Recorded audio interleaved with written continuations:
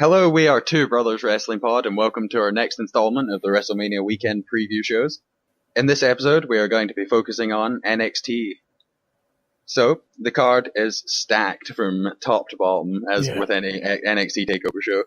We're going to start with I imagine we're going to be kicking off with the finals to the Dusty Rhodes Tag Team Classic. Yeah, which will be a great match. It's been a really good tournament to watch, like start to finish. It's been fantastic.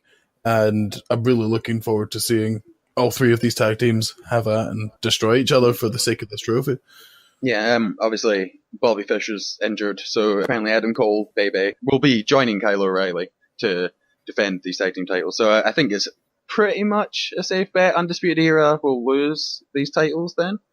Yeah, I think so. I mean, that's the thing. You look at Roderick Strong and Pete Dunne, they were just a replacement tag team. Anyway, they were kind of flung together because I think it was Tyler Bate got injured.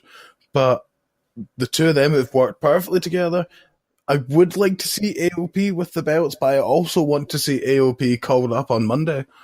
Yeah, I would like to see Authors of Pain move on up, especially if we're going to be making room for War Machine to come in. I think moving Authors of Pain out of NXT is going to be good for everyone involved. I think if you run War Machine versus Authors of Pain, like one of the teams is going to come out looking worse than the other one, and I don't think we need to do that quite yet. No, well that's the thing. Like you put even when War Machine ended up getting called up as well, you put them on separate brands. Don't let them touch each other for years. Wait until they're both the most established tag teams in the company, and then have them against each other. Yeah, exactly. I think that'd be awesome. But again, that hasn't really left me with knowing who I think is going to walk away as tag team champions in this match. I mean, I'd like to see Undisputed Era retain it and then just do it Freebird rule, and then maybe Adam Cole win later on in the night, and then do a similar run to the feud. It's just a little bit long until it's just like Bobby Fish's return is probably a little bit far away for them to keep going with Adam Cole in this kind of role. Although something that would be cool is if I know we haven't quite covered it yet, but later on in the ladder match, if one of those people join the Undisputed Era and sort of hand the title off to Adam Cole, baby, cool. that would be pretty cool, and then he can pick up the title under, as you say, the kind of Freebird rule. Imagine Ricochet as part of the Undisputed Era. That'd be so cool. Yeah, that would be cool. Or even like a Lars Sullivan, someone like totally the muscle. Yeah, exactly. Someone that doesn't necessarily fit the style of Undisputed Era, someone that is going to, add something different to the group. So, but I suppose we'll wait and see. Yeah, regardless, it's going to be a great match anyway. I think the only reason we're both assuming that's going to go first is because Adam Cole has two matches. So one of those needs to be first, and you don't want to start off with a 6-man ladder match. That's a bit much. Yeah, I think that probably would be a lot. Although, was there not that Mania when Bryan won the IC title? Did that not start? Well, I mean, Mania 21 starts off with the first Money in the Bank ladder match. So it's not impossible. No, it definitely isn't. I don't think that's. I don't know. I don't think that's NXT's style so far. Like every time NXT pulls out a more extreme match, it has a proper place on the card. I would say, you don't usually like NXT. Not that I can remember anyway. But not really opened a card with like a hardcore match or a cage match or anything like that. Like those matches are saved. Like I think like last time out we had Adam Cole and Aleister Black. That was. That was a hardcore that was a match. War Games. Yeah, exactly. No, that was after War Games. War Games got to go on last, remember? And that was Adam Cole. Of course it did. But yeah, that's exactly the kind of thing I think like NXT is good at keeping their sort of the gimmick matches, if you will. Like they put them appropriately, and save it for the payoffs to big feuds or big angles. So yeah, that's definitely my preferred way to do it. So that's why I don't think the ladder match will open it. And plus, I don't want to see Adam Cole have to come back out after a ladder match. So, fair enough. Yeah, after what he did with Black as well, we know he's going to go. We know he's going to take it. Go for it. And if WrestleMania weekend trying to get noticed, he's going to go for it. Yeah. So speaking of the ladder match, do you want to run through the contestants? It's Adam Cole, Bebe versus Velveteen Dream versus Kelly and Dane versus Lars Sullivan versus Ricochet versus EC3. That's great match. Yeah, I think that you could build. Any promotion in the world would benefit infinitely from picking up these 6 guys. So I think they could turn any indie promotion into a major player overnight. I think if these 6 guys turn up in your promotion tomorrow,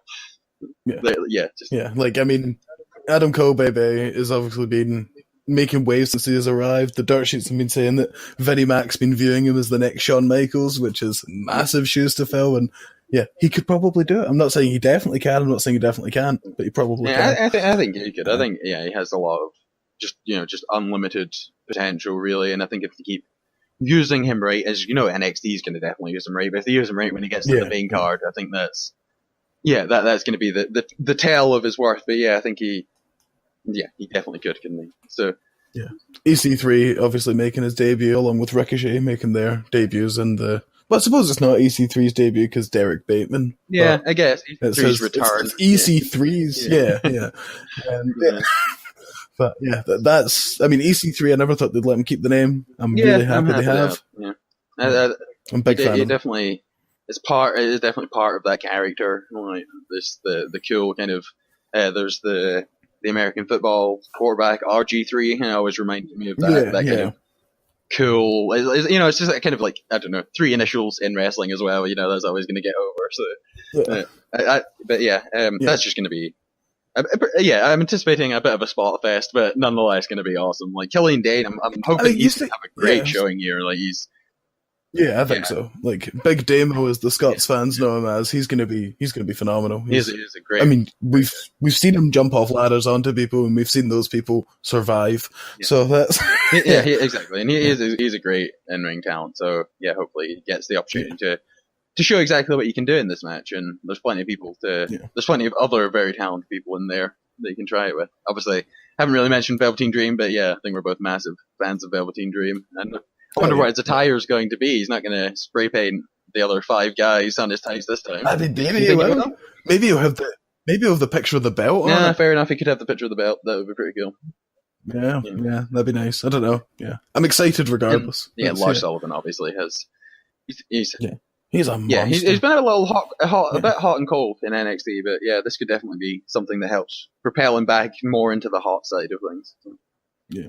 So who have you got to take the inaugural NXT North American Championship home? Oh, I don't know. I have no idea, which is awesome. Like, I think for me, anyone could walk out of this. I think if I had to narrow it down, I think Adam Cole or EC3. I think both would be awesome first champions, like for your new belt that you're trying to establish. I think they both have the presence. Obviously, depending what happens with Adam Cole in the tag team situation, but I think they both have the presence and the ability that they're going to make that title feel big. Like the same way that like the Miz, for example, like did with the Intercontinental title. That they're going to make it, even though this is a new belt and it doesn't have like a great lineage or anything behind it, they will make it feel, worth something. Like you'll want that belt. It was like when Kenny Omega won the US NJPW title.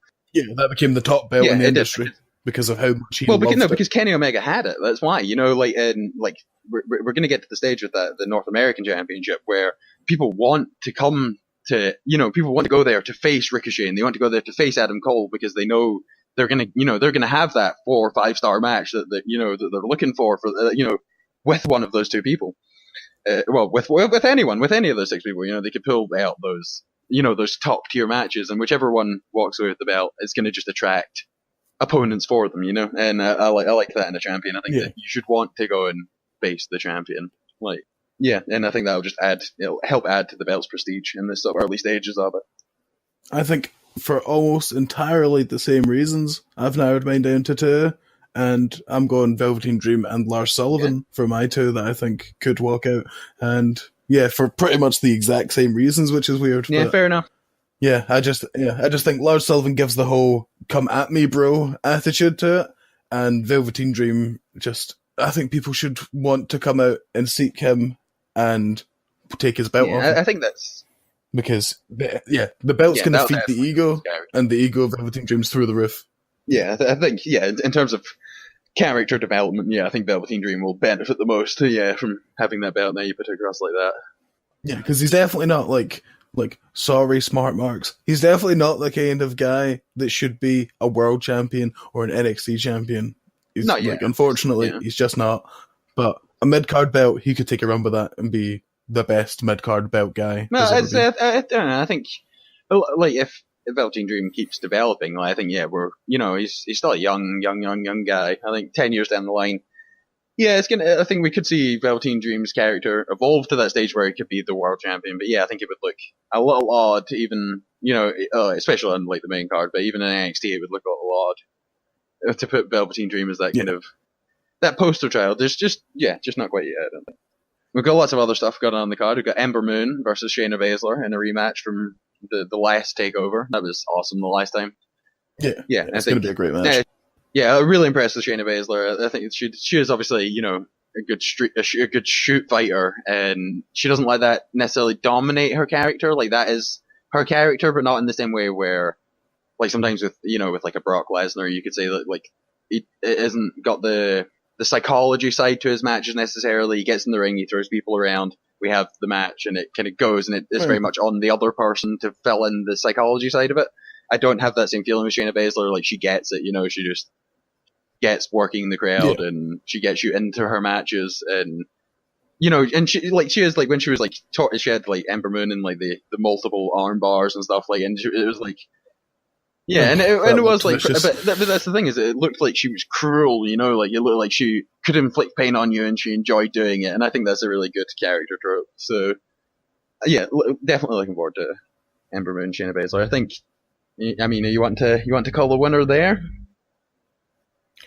I mean, I am very divided on it, because I think Ember Moon's ready for the main roster, but I don't think NXT's ready for Ember Moon to leave. I don't know where Ember Moon would even go if she gets called up. I just don't.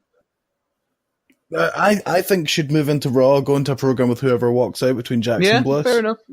I think you might get a little lost in the shuffle. Is where I would have her. Weirdly, but I just think I don't want to say too good for NXT, but I think she's developed. She's done all of her developing in the developmental territory, and I think it is time for her to be up there. But we saw her showing at the Women's Royal Rumble. We know she can work with the best of the best. The people that get called up, see more. Like, more often than not, are the people that are going to sell the most T-shirts, I think. And yeah, you know what I mean. Like, I don't think we've reached that stage necessarily with Ember Moon. Like, like Bayley, when Bayley got called up, like, it was like Bayley is going to sell 1 million T-shirts, and people anticipate like the I'm a Hugger or Bayley Club or whatever. Like, they were all just super popular, and you saw like just legions of fans wearing them, and the Sasha Banks Boss T-shirt, and Shinsuke's King of Strong Style, like all those kind of ones, like you saw them just appear like everywhere. Like Finn Balor is another good example of someone. The Balor Club ones exploded before you. I don't know. Yeah. I couldn't even tell you what an Ember Moon T-shirt looks like. I don't think I've ever seen one. So no. Wait until they start selling gimmick contact lenses, then she'll make. If we can start selling the contact lenses, I think they can be on the winner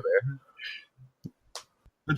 So I do want Shayna Baszler to walk out as champion for Shayna Baszler's sake, because, she still came out looking strong at the end of NXT Philly, but I want her to cement that strongness. I want her to show she is the most dominant woman in NXT. It was like that. That was another thing that sort of adds to the Shayna Baszler character. She was beaten with a very much a traditional mat finish of like you got rolled up, and that's not something. I thought that was interesting in her character, because obviously you can't get rolled up for a 3 count in MMA. Like, it's not something that you even consider in your positioning. Like, you don't have to worry about your shoulders being like, obviously you don't want to give your back up, but you don't have to worry about your shoulders being on the mat as much. And I thought that was like a really awesome. I understand how to fight. I don't understand wrestling. I thought that was really great. A really great thing for her character. And I understand how to wrestle, but I don't understand how to use a kendo stick as a weapon. And it would just be awesome to, it'd be awesome to have Shayna Baszler have that sort of payoff of like, I've learned from my mistake last time, kind of thing, and beat Ember Moon with a wrestling.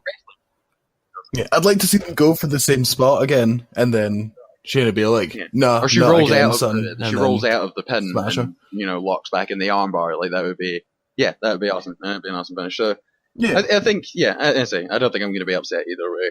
But I think across the card, I'm not really. There's nobody that I'm like, oh, they better not win that thing. Like, and so no, pretty much.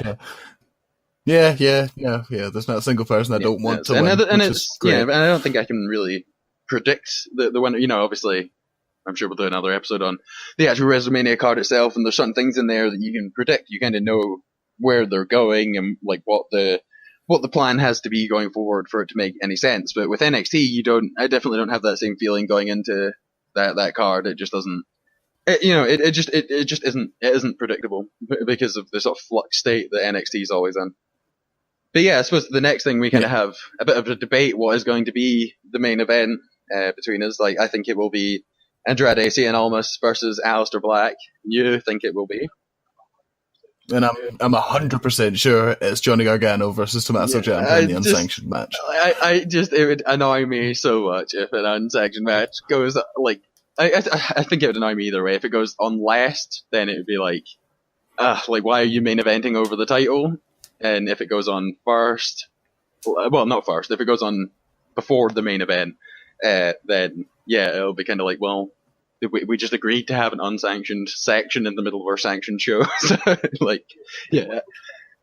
Yeah, which that does sound silly. Another reason why it should be above the belt, because it's the back alley brawl after the real show's been in. It's dirty, it's grimy, it's everything on the line. It's your top babyface in the entire company versus your top heel in the entire company going head to head to decide the fate of the babyface. There's literally nothing there. I guess. I don't know. I do like to see a title, be on top. And I think you go from like Andrade Cien Almas had, the best match of his career so far, like at the last one, and I guess you could say the same for Johnny Gargano, to be fair. But Johnny, I think everyone on a kind of global scale was kind of aware about Johnny Gargano, like from the DIY stuff, like it made people very aware that, this is like a top guy, like this is a guy that can pull out the best match on the card, and yeah. I mean, I don't know if you've watched much of his Pro Wrestling Guerrilla stuff, but he is definitely one of the big up-and-comers of the industry, and he's going to be one of the biggest names in the industry. Yeah, I don't know. I think I'm happy for either to finish it. I think I'm probably... sorry, to further that point, I think Cien Almas is going to be one of those up-and-comers in global wrestling. I think he's got, I think he's just got the... Oh, yeah, definitely. That look... that he just totally captures that sort of pretty boy that can still get it done in the ring and still looks a bit like, he could win in a street fight against somebody, Yeah, I mean, my issue with that gimmick, so to say, is you look at, I mean, that's technically what Tyler Breeze was supposed to be, and obviously he's good. He's good now, but he did flop at first. Well, I know, I'd say, as soon as he was called up. Yeah, Tyler Breeze still hasn't got back to where that character could be. Like, I would very much agree. That, he hasn't got back to that kind of, the kind of mean streak side of his character. Like, that's very much disappeared. Yeah.